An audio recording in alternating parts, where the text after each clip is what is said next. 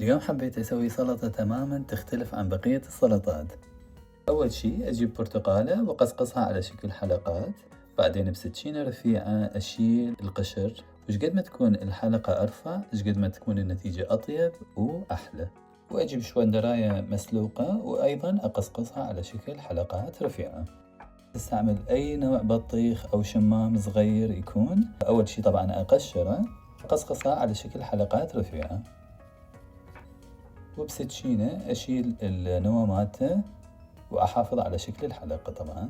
والتتبيلة راح تكون برش ليمونة وعصير ليمونة، وأضيف زيت زيتون، دبس رمان، شوية ملح، أليبو بابر أو حد حلبي، وشوية نعناع. شيك شيك شيك. وجبت وحدة شالوت أو بصل أحمر صغير يكون، وأفرمها ناعم وأضيفها للدريسنج. إذا حبيتوا الفيديو أتمنى تسوون لايك واشتراك بالقناة، لأن هذا كلش يدعم القناة. سلطتنا صارت جاهزة. أجيب الشوندر والبطيخ والبرتقال وأخلطها شوية، وأضيف الدريسنج على الوجه. خلطة بس لازم نلبس جفوف من نخلط، وأضيف على الوجه معدنوس ورمان. سلطة كلش مميزة وطيبة وتختلف تماما عن بقية السلطات.